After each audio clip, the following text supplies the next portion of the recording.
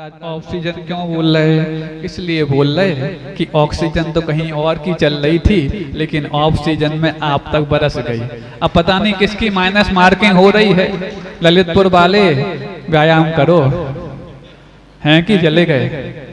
ललितपुर वाले व्यायाम करो। कल तक तो दिशा ललितपुर की थी, आज थोड़ी टीकमगढ़ की हो गई है। आगे किसकी दिशा क्या होने वाली है पता नहीं, लेकिन रमता जोगी बहता पानी, ये कहावत भी टीकमगढ़ वालों को भी याद रखनी है और ललितपुर वालों को भी याद रखनी है, और आगे भी जो उम्मीद लगाए हैं उनको भी याद रखनी है।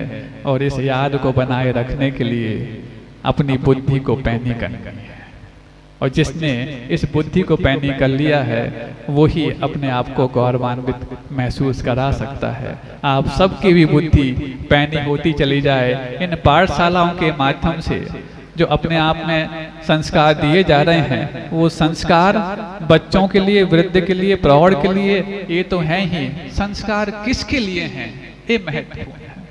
जिस समय संस्कारों के उपयोग करने की बात आए, उस समय यदि पाठशाला बंद हो जाए तो किस काम का? आज हो यही रहा है। युद्ध के लिए हमने युद्ध का अभ्यास किया और युद्ध के पहले छोड़ दिया, काम आएगा? कितनी भी अच्छी प्रैक्टिस की हो, मैच प्रैक्टिस, लेकिन यदि आपने टूर्नामेंट चालू होने के 2 महीने पहले प्रैक्टिस बंद कर दी है तो वर्षों की प्रैक्टिस कोई काम आती? ऐसे ही वो बच्चों को दिए गए संस्कार जिस उद्देश्य की पूर्ति के लिए हमने दिए थे, यदि उसके उद्देश्य की पूर्ति का जब समय आया, उसके पहले संस्कार और शिक्षा से हम विहीन हो गए, तो क्या वो काम आएंगे? हो यही रहा है। इतनी पाठशालाएं पढ़ाई जाने के बावजूद भी जब पाठशालाओं के निकले हुए बच्चे जब युवापन की दहलीज पर पहुंचते हैं तो वहां पर कई बार पाठशालाएं बदनाम होती हुई दिखती हैं। पाठशालाएं बदनाम हो रही हैं, संस्कार बदनाम हो रहे हैं, अथवा तुम्हारा वो प्रमाद बदनाम हो रहा है जिसको हमने बीज की खाई के रूप में तैयार कर लिया। एक छोटा सा दृष्टांत देके मैं पूरा करूंगा, समय पर्याप्त से ज्यादा हो गया।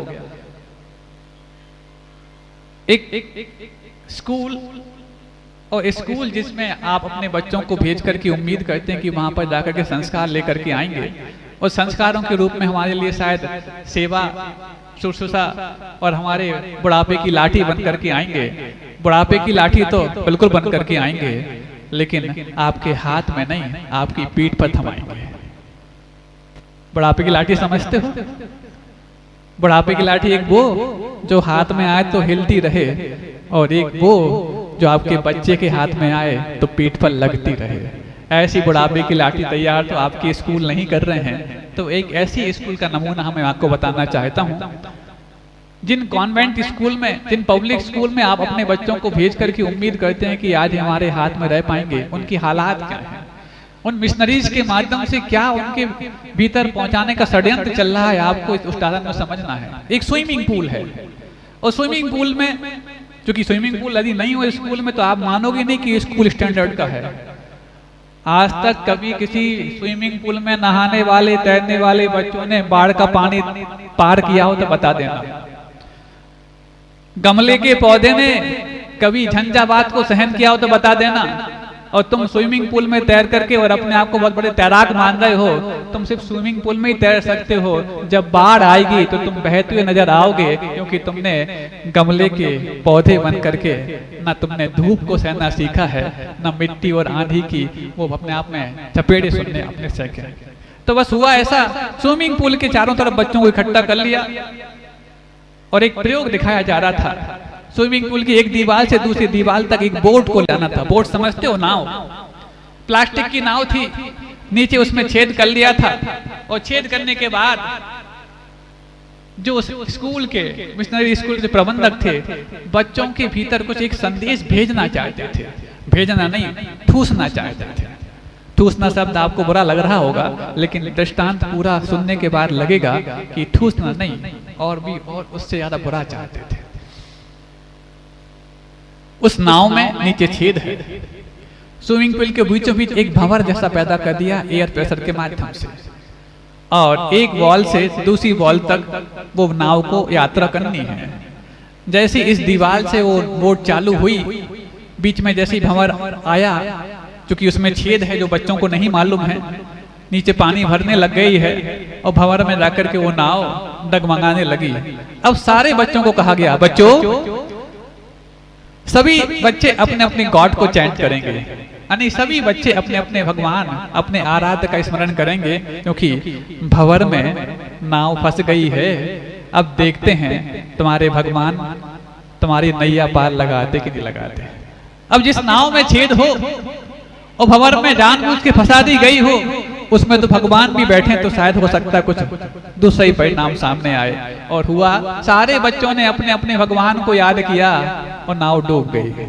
ये वो पॉइंट आ गया ना, लास्ट टाइम यहाँ पर वो नाव डूबी थी।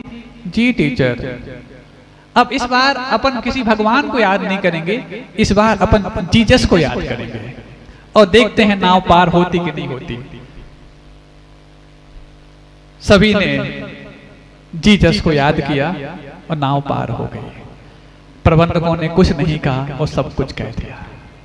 ऐसे विद्यालयों में आप अपने बच्चों को भेज करके उम्मीद करते हो कि वहां से जब आएंगे तो आदिनाथ धाम, पारस धाम और महावीर विहार में पूजन अभिषेक करने वाले बन करके आएंगे। तुम्हारी उम्मीद ही बेबुनियाद है। अरे जहां पर पहुंचने के बाद हिंदी बोलने पर फाइन लगता हो और आप फख्र के साथ कहते हो कि हमारा बच्चा तो वहां पर पढ़ता है जहां पर हिंदी बोलने पर फाइन लगता है। फक्र नहीं, फिक्र होनी चाहिए, क्योंकि उस वक्त भी जब अंग्रेजों का शासनकाल था, उस वक्त भी भारत में हिंदी बोलने पर पाबंदी नहीं थी। आज पता नहीं कौन से काले अंग्रेज पैदा हो गए हैं जो भारत में यदि हिंदी बोलने वाले हो जाएं तो उनको दंड के मानदंड से दंडित करके ये भाव उनके अंदर बीज देते हैं कि मातृभाषा बोलना अपराध है और इंग्लिश बोलना अपने आप में एक बहुत बड़ा प्रमाण है हमारे ज्ञानी होने का।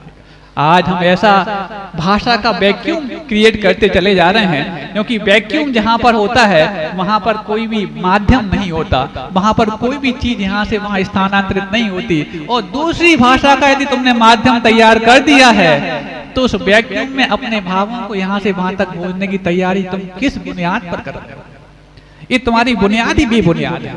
और भाषा जो 24 घंटे हमारे घर में दूसरी बोली जाए और 6 घंटे की मशक्कत के लिए तुम उस स्कूल में वहां बोल ले जाओ, तब तो जाकर के आज माता पिता का भी इंटरव्यू होता है कि तुम्हारे बच्चे हमारे स्कूल में पढ़ने लायक हैं कि नहीं।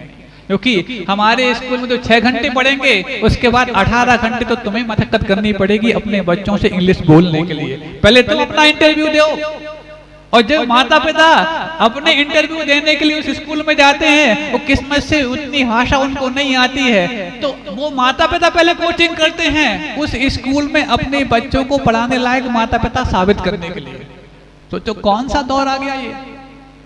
ऐसे शिक्षा पद्धति को तुम अपना करके और अपने आप को शिक्षित होने की कगार पर पहुंचोगे। अरे ना तुम ऐसे शिक्षित होकर के कभी गुरुदेव को याद कर पाओगे और ना ऐसे शिक्षक बन करके तुम गुरुदेव के चरणों में पहुंच पाओगे, क्योंकि तुम्हारी शिक्षा में तो वो बैठा है जो लॉर्ड मैकॉले ने तुम्हारे दिमाग में ठूस दिया है। लॉर्ड मैकॉले का नाम सुना है आपने, जिसकी शिक्षा पद्धति है आज हमारे सर पर बढ़ चढ़ करके बोल रही है। लेकिन जब नई शिक्षा नीति आई और नई शिक्षा नीति का मसौदा तैयार हुआ, और जिस मसौदा को तैयार करने का भारत सरकार ने जिम्मा सौंपा था के कस्तूरी रंगन, जो इसरो के फॉर्मर चेयरपर्सन थे, और जब वो पूज्य गुरुदेव के चरणों में डोंगरगढ़ में आए 2017 में, तो 1 घंटे 20 मिनट बैठे, और 1 घंटे 20 मिनट बैठने के बाद उन्होंने कई बार अपनी आंखों में पानी लाया कि मैं तो समझता था मैं अपनी शिक्षा पद्धति का मसौदा तैयार कर रहा हूँ, संत के पास जाऊंगा तो वहां से कुछ धार्मिक बातों को लेकर आ पाऊंगा मात्र। अरे यहाँ पर तो उन्होंने मेरे लिए वो बता दिया है जो मात्र किसी व्यक्तिगत धर्म की बात नहीं, राष्ट्र धर्म की बात होनी चाहिए। कई बार आंखों में पानी लाया। 1 घंटे 20 मिनट की चर्चा में उन्होंने वो पा लिया कि जब सन 2022 में नई शिक्षा नीति का इनॉग्रेशन हुआ, तो उस नई शिक्षा नीति के इनॉग्रेशन में वो जो ड्राफ्ट बनके तैयार आया, और ड्राफ्ट तैयार होकर जब आया तो किन किन लोगों ने सलाह दी है इस नई शिक्षा नीति के ड्राफ्ट को बनाने में, तो के कस्तूरी रंगन में सबसे पहले किसी संत का नाम लिखा तो उन संत का नाम संत शिरोमणि आचार्य गुरुवंशी विद्यासागर जी महाराज। अब सोचो, जिन संत शिरोमणि आचार्य विद्यासागर जी महाराज का नाम सर्वश्रेष्ठ नई शिक्षा नीति में आया है, वो के कस्तूरी रंगन तो मात्र 1 घंटे 20 मिनट आचार्य श्री के चरणों में बैठ पाया। तुम तो वर्षों आचार्य श्री के चरणों में बैठे हो, जयकारा लगाए हो, भैया बेटी की है, नमस्कार किया है, आहार दान दिया है, गंधोदक लिया है, पाद प्रक्षाल किया है। इसके बावजूद भी तुम्हारी यदि बुद्धि प्रक्षालित ना हो पाई कि हम अपने बच्चों को ऐसे अनाथ आश्रम में जाने से रोकें, क्योंकि कॉन्वेंट का पर्यायवाची नाम है अनाथ आश्रम। आप पढ़ लेना ऑक्सफोर्ड डिक्शनरी की 6th एडिशन में कॉन्वेंट शब्द का अर्थ क्या लिखा हुआ है, अनाथ आश्रम। ऐसे बच्चे जो नाजायज पैदा हो जाते थे, उन नाजायज बच्चों को चर्च के बाहर छोड़ करके जब उनके माता पिता या कोई भी छोड़कर आ जाता था, तो ऐसे बच्चों की परवरिश जहाँ होती थी और परवरिश करने वाला माना जाता था फादर और करने वाली मानी जाती थी सिस्टर, और उनका जहाँ पर शिक्षण होता था उसका नाम कॉन्वेंट स्कूल। और यदि आप अपने बच्चों को कॉन्वेंट में भेज रहे हो तो ये मान रहे हो कि तुम्हारे बच्चे अनाथ हैं? क्या ये मान रहे हो कि तुम्हारे बच्चे अनैतिक हैं? और नहीं तो फिर तुम्हारे लिए पूज्य गुरुदेव के इतने वर्षों तक तुम्हारी बुद्धि को प्रक्षालित करने का जो तोहफा दिया गया है, उससे अपने आप को गौरवान्वित करो। जिन्होंने गौरवान्वित किया है वो तो आप मंच पे आके बैठ गए हैं, और जिनके गौरवान्वित होने की संभावना है वो मंच के सामने बैठे हैं। आपकी संभावना प्रभावना में तब्दील हो। इन्हीं भावनाओं के साथ अहिंसा परमो धर्म की बोधि समाधि परिणाम शुद्धि स्वात्मोपलब्धि शिव सौख्य सिद्धि चिंतामणिम चिंतित वस्तु दाने त्वां वंद्यमानस्य ममास्तुति।